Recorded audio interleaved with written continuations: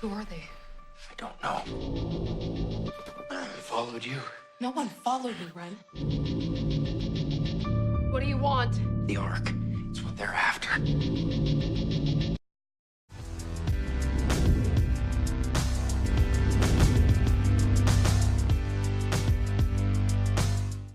ARQ is a 2016 sci-fi thriller by writer and director Tony Elliott. It stars Robbie Amell from The Flash and Rachel Taylor, who you might remember from the first Transformers film.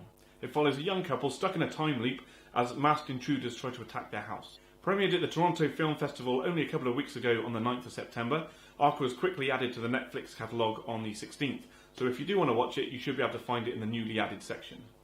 ARQ is what I like to call a contained film. Often on the low budget, ARQ for example was made for less than $2 million. A contained film is exactly that, it's very contained, both in terms of location and in story. Other examples of contained films would be things like John Carpenter's The Thing, Cube, The Breakfast Club, and the fantastically made Moon starring Sam Rockwell. But contained films can be extremely difficult to make for two reasons. Firstly, they're often on a very low budget, so you usually find they're undertaken by new directors or indie filmmakers, people who don't have a lot of money to spend on different locations, effects and props. The other reason is that without a change in location or scenery, the film then relies heavily on the script writing and story, and it's this last reason that really makes or breaks a contained film.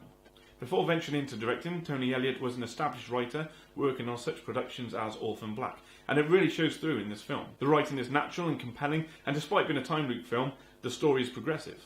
ARQ unfolds inside a house, and it remains there throughout the duration of the film. There's a small cast, and little of the story outside of the scenes is explored, which at times can become a bit annoying. For example, the intruders want scripts, but we're never actually told what these scripts are, whether they're some kind of money or perhaps a medicine. The world outside is apocalyptic, there's radiation everywhere, there's diseases in the air, which are fatal if breathed in, so you have to wear these gas masks if you leave the house. We're given the impression that there's this big war going on between a mega corporation called Taurus, who wants to control everything, and a rebellion group called the Block, which obviously want to try and stop them. Robbie Amell plays our lead, Renton, who is an engineer for the corporation Taurus, and who had built this device, this machine, that could give infinite energy, which he called the ARQ. Then after a freak accident with the intruders, the ARQ glitches, creates a time loop, and this is where we pick up the story.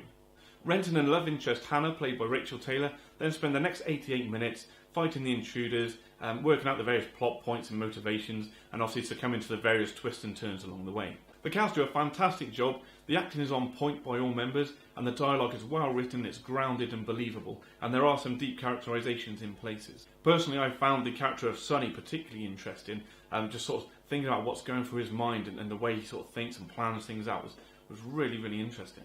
The audio is pretty standard, and the effects are what you'd really expect from a low-budget sci-fi film. However, that said, the CGI is used so sparingly that it neither hinders or detracts from the film in any way at all. It's more a case of a hologram clock scenario than having a 12-foot green screen CGI shark coming through a window. Personally, I find the whole idea of time travel both fascinating and completely terrifying at the same time, and the philosophies and questions that it raises is absolutely mind-blowing. While many people have drawn parallels between ARQ and films like Source Code and Edge of Tomorrow, personally I felt, in terms of style, it was more in line with something a little bit more indie, a little bit more depressive, in a good way, something like Triangle or Predestination. Director Tony Elliott has said that the principles behind the film are based around hope and never giving up on the things that you believe in.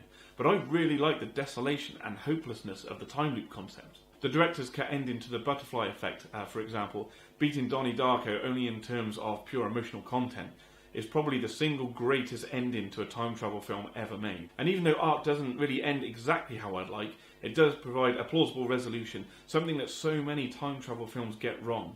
ARQ is a low budget, contained sci-fi thriller with a very well written story and some effective acting. It's not particularly complex with its science. People wake up, they relive the same few hours and each time try something a little bit different, so it's not going to fuck your head like Primer. Essentially, if you found Toy Story difficult to follow, then you probably want to give this film a miss. Otherwise, I highly recommend firing up Netflix and giving it a go. I didn't really want to do half points with my videos, but for what it is, I will give ARQ a 7 out of 10. If you've seen ARQ, guys, let me know what you think in the comments below. If not, give it a watch and let me know what you think after. And of course, you know the drill by now. If you like this video, hit the like button, leave a comment and subscribe for more videos like this. Thank you for watching, and I'll see you again next time.